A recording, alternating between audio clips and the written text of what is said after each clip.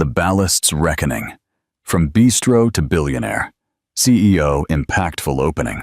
He leaned across the restaurant table, his new wife, Chloe, glittering in diamonds, and sneered at the woman he had abandoned. "It's a shame, Vivian," he crowed loud enough for everyone to hear. "Some people land promotions in super yachts in Monaco. Others, well, whatever this is."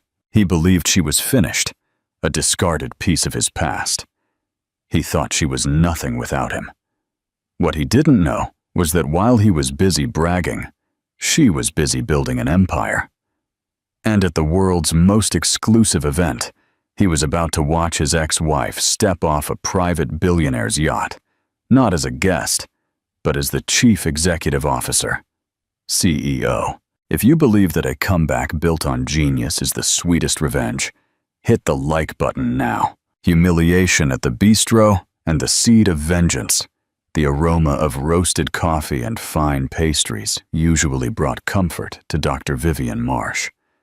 The small bistro, the lucid corner, was her one weekly splurge, a small island of normalcy in the turbulent ocean her life had become. It was here, laptop open and a warm cappuccino beside her, that she was rebuilding. Every line of code she wrote, every email she sent, was a brick in the new wall of her future. Then the bell above the door jingled, and a shadow fell across her table. "Well, look who it is," said a voice that still haunted her low moments. Vivian looked up. Her heart no longer broke. It merely seized like a car engine flooded with ice water. Trent Harrison, her ex-husband, stood there in a suit so new it looked starched. "It's an Armani," she noted with the clinical distance of an appraiser. Clinging to his arm was Chloe Vance. Blonde, bright, and blindingly expensive. A Cartier bangle was stacked next to a diamond tennis bracelet that Vivian knew, for a fact, cost more than her entire graduate education. "Trent, Chloe," Vivian said, her voice admirably steady. She closed her laptop. "Vivian, darling," Chloe chirped, her voice a sharp rattle of false sympathy. "I barely recognized you. You look comfortable." "Comfortable?" It was a dagger disguised as a compliment.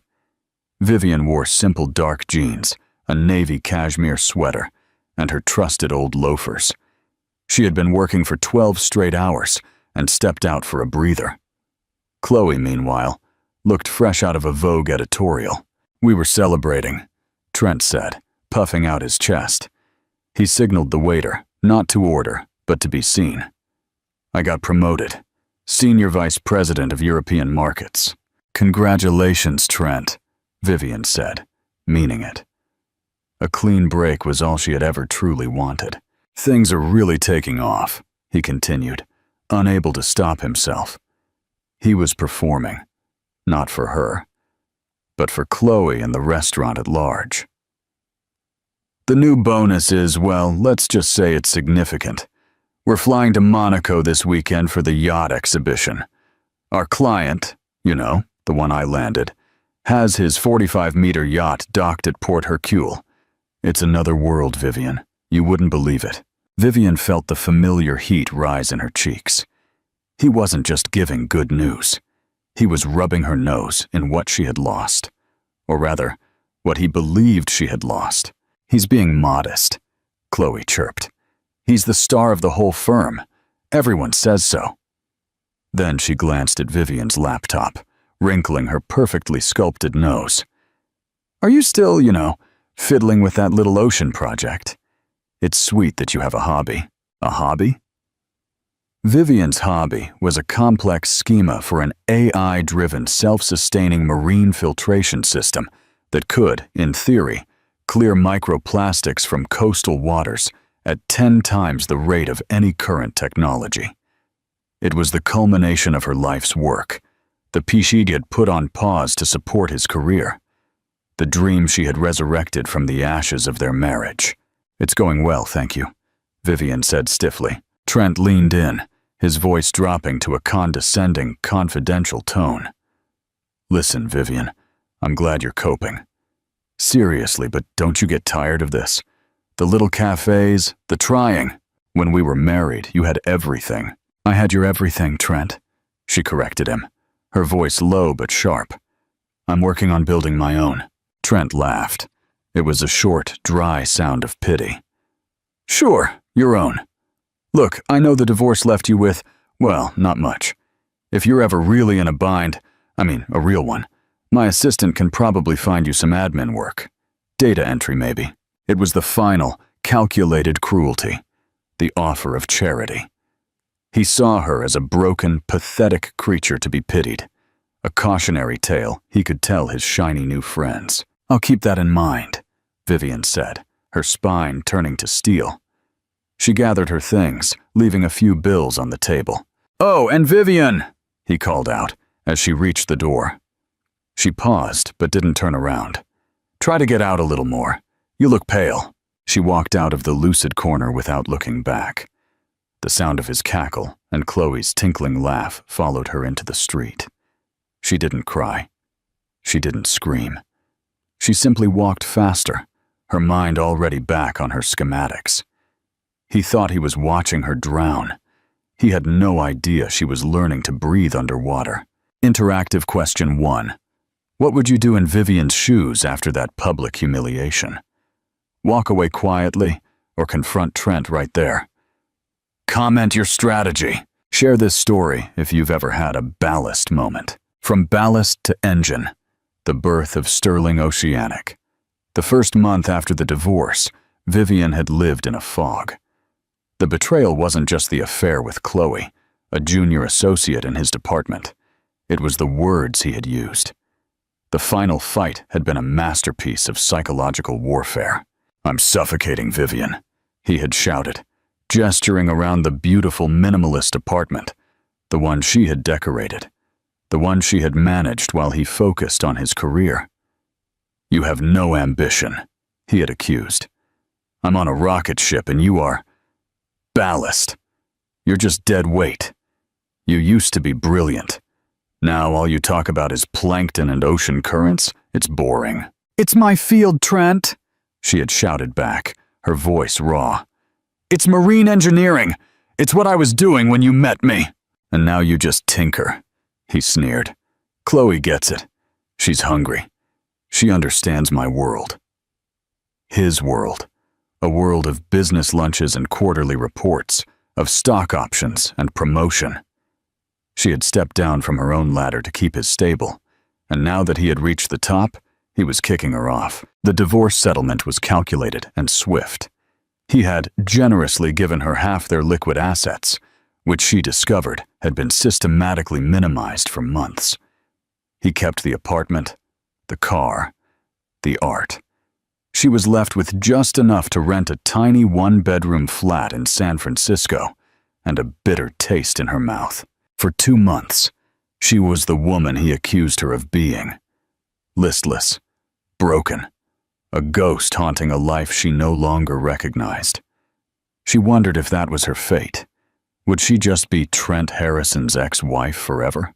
Then, one rainy Tuesday, she was unpacking a box labeled old college stuff, and it broke open. Out spilled her old textbooks, her notes, and her thesis. The title, underlined in red, stared up at her. Dynamic AI Modeling for Autonomous Ocean Filtration Systems. It wasn't just a paper. It was her soul. She sold the only valuable thing he had left her, a set of diamond earrings he had given her for their 5th anniversary. She had always hated them. They felt like a transaction.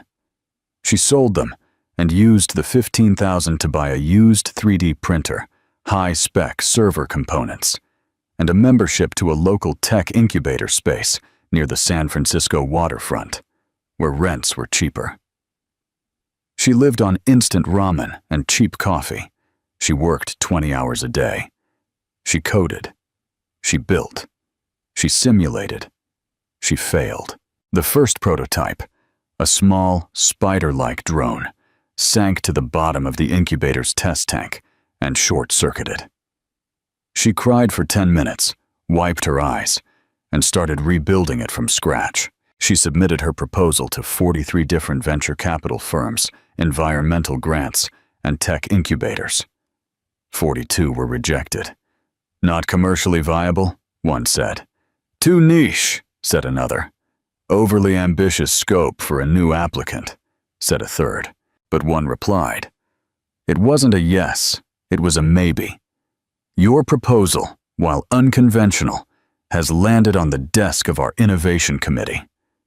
We are impressed by the core concept, but skeptical of the energy-to-filtration ratio claims. We invite you to present your findings at our Green Tech Innovation Summit. The email was signed by an assistant to the board of the Sterling Foundation. Vivian stared at the name. Sterling, as in Donovan Don Sterling, the eccentric, reclusive tech billionaire, the man who had revolutionized data processing in the 90s and then disappeared to invest his fortune in ocean conservation. He was a legend. He was also, according to industry rumors, absolutely ruthless and impossible to impress. She had one shot, the general and the $50 million deal. The headquarters of the Sterling Foundation was not a gleaming tower of glass and steel. It was a low, unassuming building of concrete and red wood, nestled in a pine forest near Portland, Oregon, a place that listened rather than shouted. Vivian, in her only good suit, a slightly large charcoal gray from a consignment shop, felt her hands trembling. She was in a boardroom that felt more like a university library, all dark wood and leather. At the end of a long table sat Don Sterling. He wasn't what she expected. He was in his 60s, with a shock of white hair, a weathered face, and piercing blue eyes. He wore a faded flannel shirt and jeans. He looked more like a fishing boat captain than a man worth $50 billion. Ms. Marsh, he said, his voice a low growl. He didn't rise. He just gestured to the chair across from him. You have 30 minutes. My team says your calculations are optimistic. Vivian took a deep breath. My calculations are accurate, Mr. Sterling. They are just new. For the next 20 minutes, she didn't just present. She taught. She soared. She showed her simulations, her data, her CAD models. She talked about fluid dynamics, AI route finding, and biopolymer compounds that could trap microfilaments without harming zooplankton. The board members, 3 men and 2 women in sharp suits, peppered her with questions. What about the energy cost? One asked. Solved, Vivian said, swiping to a slide. It's self-sufficient. It uses micro-tidal generators. It doesn't move against the current. It thinks with it. It's not a machine. It's a creature. There was silence. Don Sterling hadn't said a word. He just stared at her, his head cocked. Finally, he spoke. You built this in your apartment. It wasn't a question. And an incubator space, she clarified. With what? Your divorce settlement? Vivian flinched. The question was too personal, too sharp. With my capital, Mr. Sterling. It was seed funding from a previous investment that failed. A small smile touched Sterling's lips. Good answer, but you're wrong about something. Vivian's heart sank. It's over. You're asking for $5 million to build a full-scale prototype. Yes, that is the projection. Wrong, he said. He leaned forward. The full, terrifying weight of his intellect and power filled the room. $5 million is a rounding error. It's not enough to build this, to manufacture it at scale, to overcome regulatory hurdles, to deploy it in the Atlantic, the Pacific. You don't need $5 million. You need 50. And you need my entire logistics chain. You're thinking like a scientist. You need to start thinking like a general. Vivian was speechless. I don't understand. I'm not interested in funding your project, Ms. Marsh, Sterling said, standing up. The board members scrambled to their feet. Vivian felt the floor drop out from under her. I am interested in acquiring it, he continued, walking around the table. I'm creating a new subsidiary of Sterling Industries, It will be called Sterling Oceanic. We will absorb your patents, your research, and your prototype. We will give you my labs, my engineers, and my ships." He stopped directly in front of her. She had to crane her head back to look him in the eye. "And you," he said, "will be its chief executive officer." No. DEO, effective immediately. Your salary will be significant, but you will answer to no one but me. You will work harder than you have ever worked in your life. You will live on planes and in labs. You will not fail. Do you accept? Vivian's world, which had shrunk to the size of a one-bedroom apartment and a warm cappuccino, suddenly expanded to encompass the entire globe. She didn't hesitate. She didn't cry. She simply extended her hand. "When do I start?" Interactive question 2. Do you think Don Sterling is only interested in Vivian's technology? Or does he have ulterior motives? What kind of boss will an eccentric billionaire be? Comment your prediction for Trent's reaction when he hears about this. Monaco. The glorious conclusion. The next 6 months were a blur of motion. The timid, comfortable woman Trent had sneered at in the cafe was gone, forged into something new in the crucible of 100-hour work weeks. Vivian moved to Zurich, the new headquarters for Sterling Oceanic. Her first-class flights, I don't pay my CEOs to be tired, took her from engineering labs in Singapore to polymer foundries in Germany. The transformation was profound. It wasn't just the clothes, though she now wore the quiet, lethal elegance of stealth luxury, Loro Piana cashmere, and acris suits that whispered rather than shouted their worth. It was her presence. She presided over meetings with 30 engineers, all men, all older than her, and dissected their fluid dynamics reports with a precision that left no room for argument. She learned to command a room, not by being the loudest, but by being the most informed. Trent Harrison had faded into irrelevance. She hadn't thought about him in 178 days. Then, one Monday, Don Sterling called her. "Pack your bags, Vivian." "Where am I going?" she asked, pulling up her calendar. "Tokyo, Monaco," he said. "The yacht exhibition." Vivian paused. The name hit her like an unpleasant little stone. "The yacht exhibition, sir. I thought we were presenting to the ASEAN Environmental Council, and we will. But first, we're going to sell to the biggest polluters. Cargo ships aren't the problem, Vivian. It's these people, the mega yachts. They dump trash. They burn fuel. But they also want to look green. They're obsessed with image. And more than that, they're obsessed with new technology. They'll pay a premium for it." "So what? I'm setting up a booth?" Sterling laughed. "No, Vivian. You're not setting up a booth. You are the main event. I'm docking my flagship, the Odyssey. It's the most advanced green tech vessel on the planet. And for the last 3 months, it's had your full-scale Siren prototype secretly installed. We're not just presenting data. We're showing them the results. You are no longer a scientist asking for a grant. You are a CEO closing a deal. Port Hercule in Monaco wasn't just a harbor.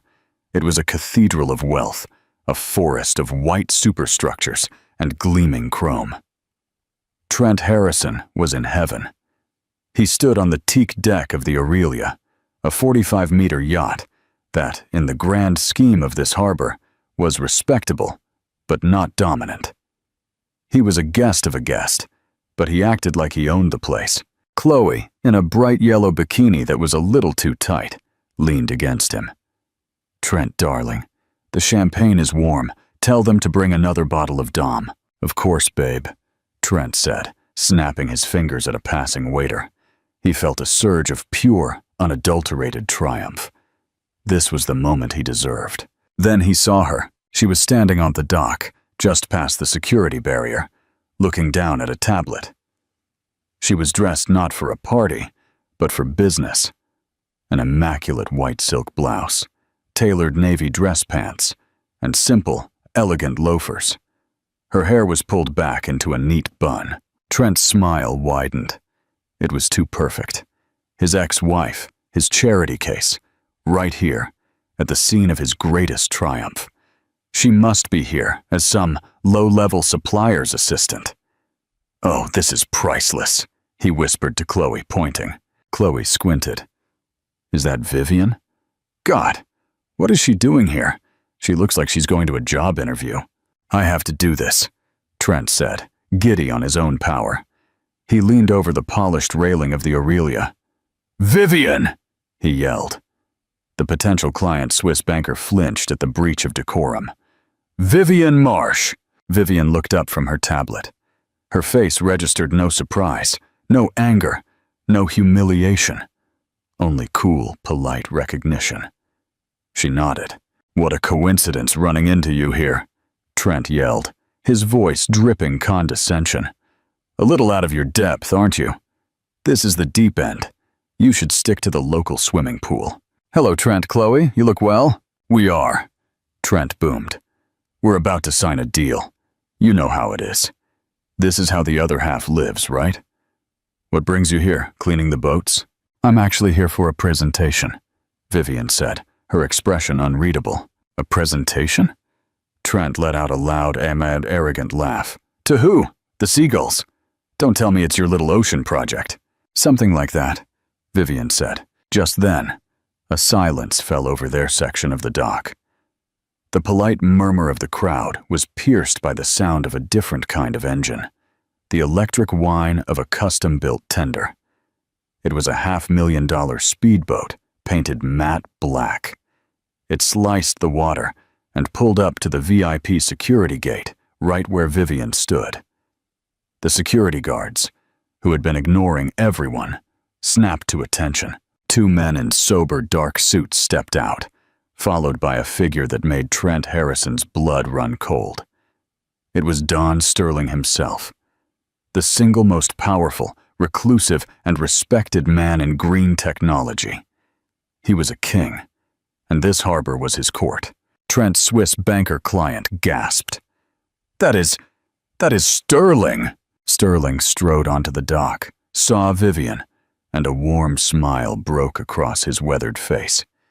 He ignored the stares and the whispers. "Vivian, darling," he said, his voice ringing clearly over the water. "Is everything ready for the demonstration?" Vivian nodded, all business. "Yes, Mr. Sterling. The new filtration metrics just came in from the Odyssey's traverse. They are exceptional." Trent's brain tried to process the words. Mr. Sterling. Vivian. Odyssey. Exceptional. It was an impossible word salad. Sterling grinned. "Told you never to bet against a good idea." Then he gestured to the waiting tender. "After you, Madam CEO, Madam CEO." The two words hung in the air. Trent's champagne glass froze halfway to his mouth. Chloe's perfect smile dissolved, leaving her face blank and slack-jawed. Vivian Marsh, the ballast, the hobbyist, the woman he had offered a data entry job, stepped onto the tender. She sat down, crossed her legs, and just before the boat pulled away, she looked up. She made eye contact with Trent. She didn't smile. She didn't sneer. She just held his gaze. It was a look of pure, cold, indifferent finality. The tender sped off, not toward a mid-level ship like the Aurelia, but toward the harbor horizon, where the undisputed queen of the exhibition was anchored, the Odyssey. It was a 100-meter leviathan of sustainable glass and teak, a technological marvel everyone had been talking about, but aboard which no one had been invited. And his ex-wife, the woman he had called boring, was heading to its deck. Interactive question. How do you think Trent will react to those two words, Madam CEO? Is Vivian's victory purely professional success or a personal redemption? Comment your thoughts. We want to hear your deepest analysis. Trent's breakdown and Sterling's cleanup. On the teak deck of the Aurelia, the silence was a physical thing. Trent Harrison was frozen, his arms still resting on the railing, the champagne glass forgotten. "Madam CEO." The two words echoed in the sudden vacuum, replaying in his mind. He couldn't make them fit. The Swiss banker, Mr. Stab, who had until now been the picture of bored politeness, now looked at Trent with a new, terrifying intensity. He looked like a biologist who had just discovered a particularly unpleasant insect species. "You know Vivian Marsh?" Stab asked. His voice was no longer bored. It was a cold, flat sheet of steel. Trent, still trying to salvage the situation, puffed out his chest. "Know her? Of course, I made her. She's my ex-wife." He said the last two words with a familiar dismissive arrogance. It was the wrong move. Stab's eyes widened, and he let out a short, sharp cackle of pure, disbelieving contempt. "Your ex-wife?" Chloe, who had been clinging to Trent's arm, now looked utterly lost. Her perfect smile was gone, replaced by open-mouthed confusion. "Trent, what is he talking about? CEO? That's impossible. He must be mistaken. She's nothing." "As the new CEO of Sterling Oceanic," Stab cut in, his voice slicing the air. He pointed to the tender, now a black dot, speeding toward the Odyssey.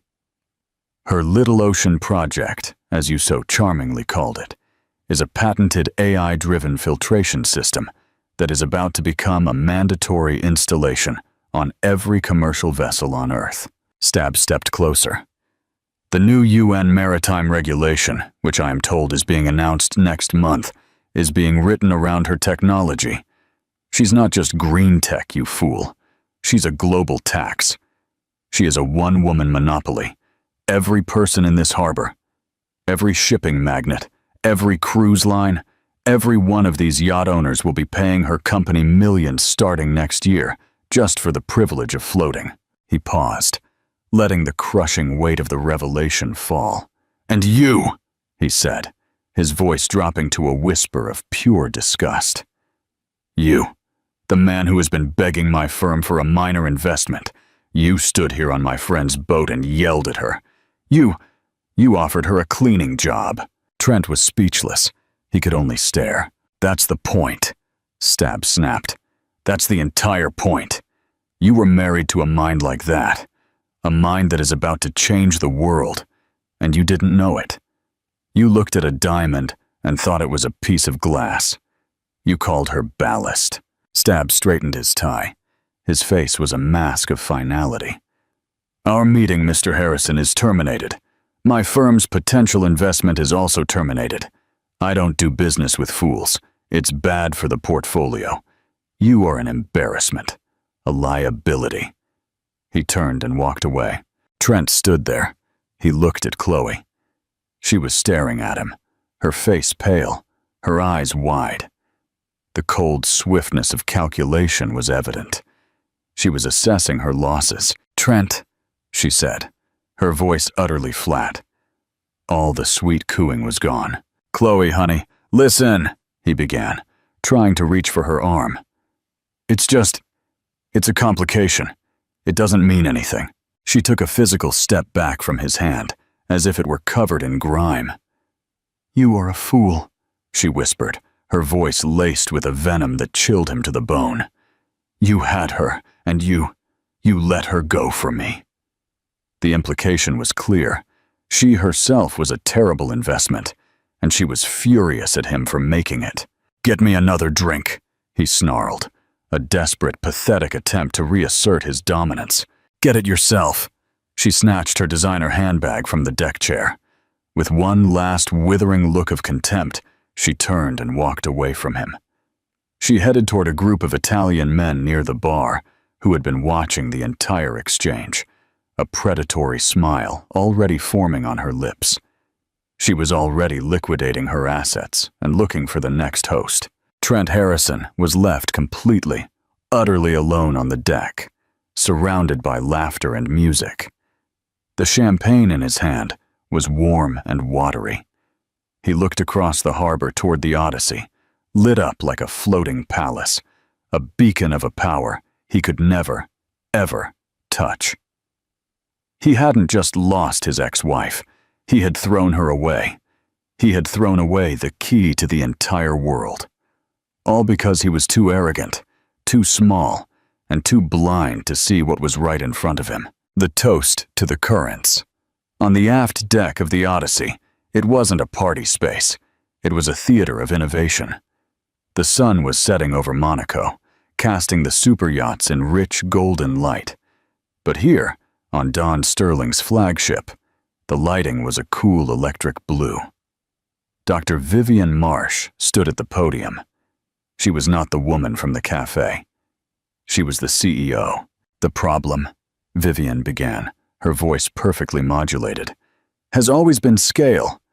We talk about cleaning the oceans, but we do it with nets and barges, like trying to empty a stadium with a teaspoon. We have been treating the symptoms, not the system. She clicked a remote.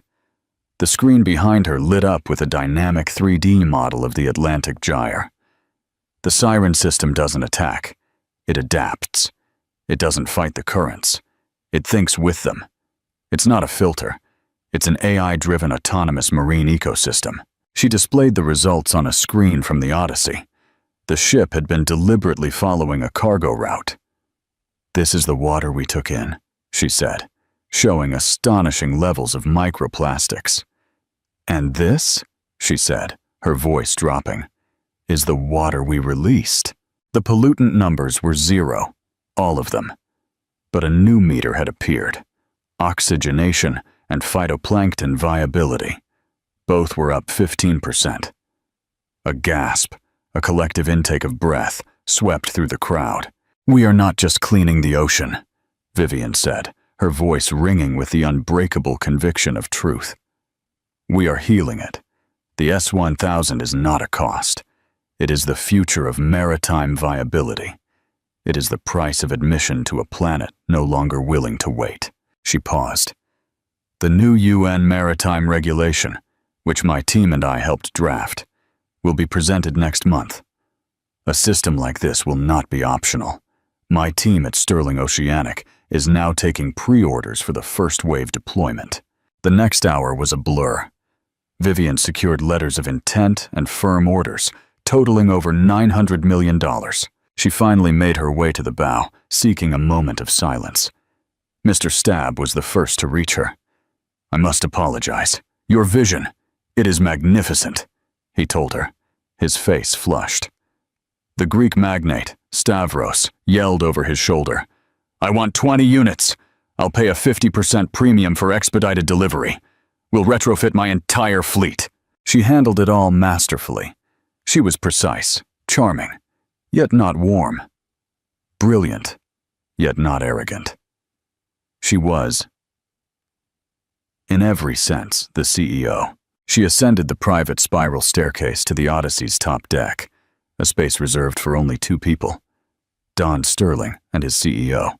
"I'd say that went rather well," Sterling said, his back to her. $900 million in one afternoon, Vivian mused, a tired but genuine smile on her face. "Not bad for a day's work, Madam CEO." He finally turned to her, his blue eyes sharp in the twilight. "You handled that distraction well today." Vivian flushed. "The distraction, sir? You mean Trent Harrison?" "Your ex-husband. I watched the whole thing from the tender. He was loud and spectacularly wrong. I apologize. I promise it will never ever happen again." Sterling held up a hand. "Vivian, stop. You do yourself a great disservice to apologize for his failure. You have nothing to regret." "I don't understand how he was here," she said, shaking her head. "His firm, Harrison and Associates, is not at this level." "Ah, yes. Harrison and Associates, mid-tier financial services, ambitious but over-leveraged," Sterling said, sipping his water. "I bought them 7 months ago." The air left Vivian's lungs. You bought Trent's company?" "Correct. It was a distressed asset. I absorbed their portfolio to get a hold of some of their biotech holdings. Harrison and Associates was just part of the package." "Then, you knew?" "I knew of him," Sterling corrected. but I asked my head of compliance to do a deep dive. Standard procedure. When you were being considered for a senior executive, we checked for possible liabilities. Turns out, Mr. Harrison is not just an arrogant fool, Vivian. He's a thief. A thief? She whispered. First, from you. My audit found he'd been filing benefits claims for a spouse he divorced 6 months prior. He was still claiming you as a dependent on his health plan. That's fraud.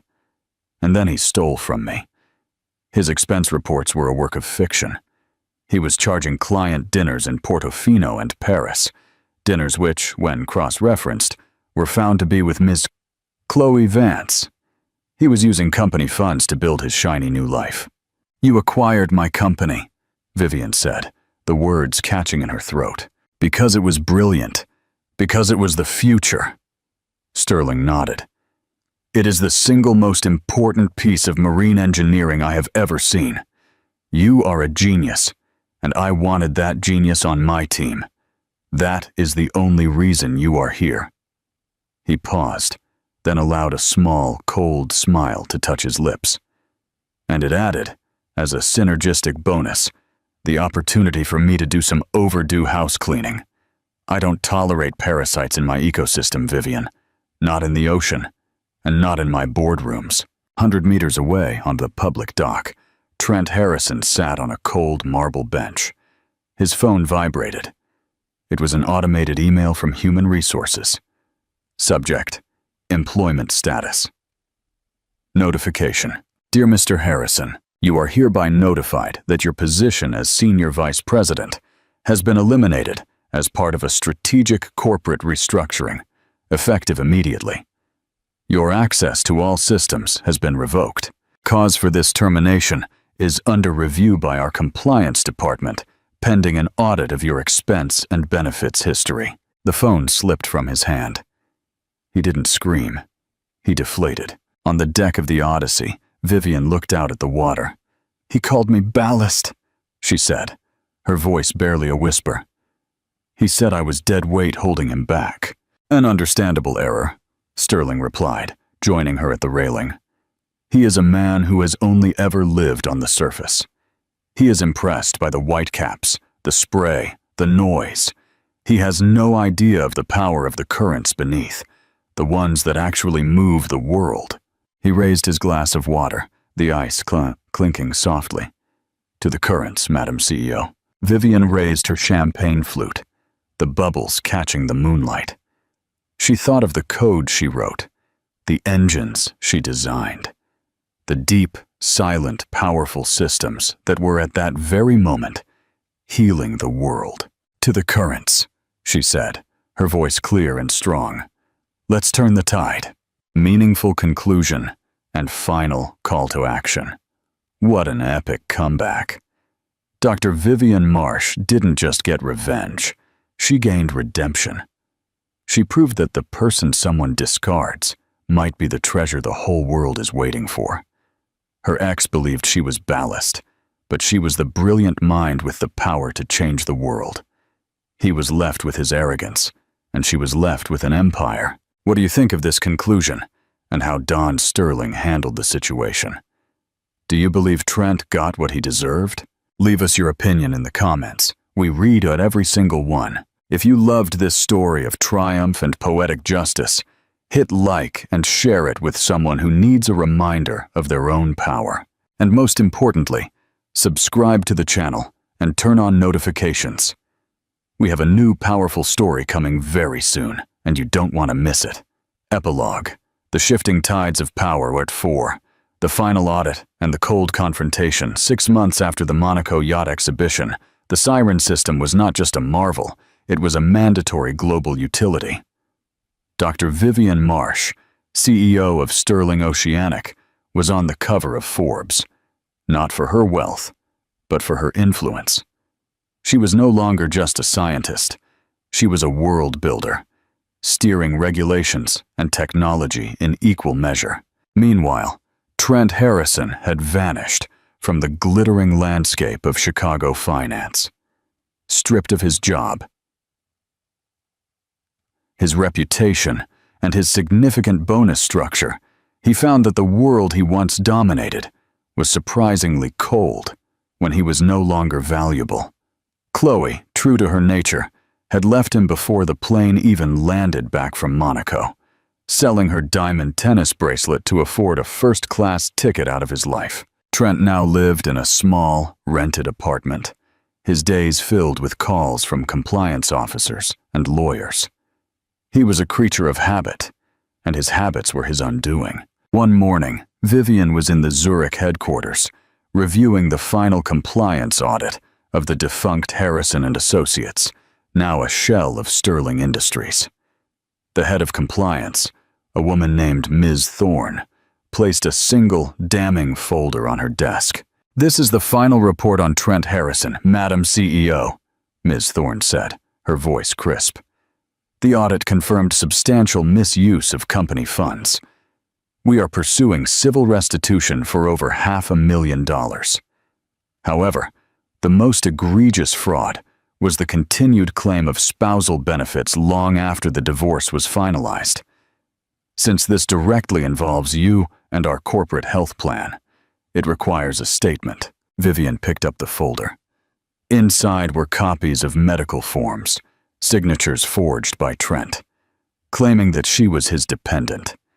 He had continued to siphon money from the system for months, even after calling her ballast. "He used the system I created to steal from me," Vivian murmured, a bitter irony. "Indeed. We have offered him a final chance to resolve the matter quietly.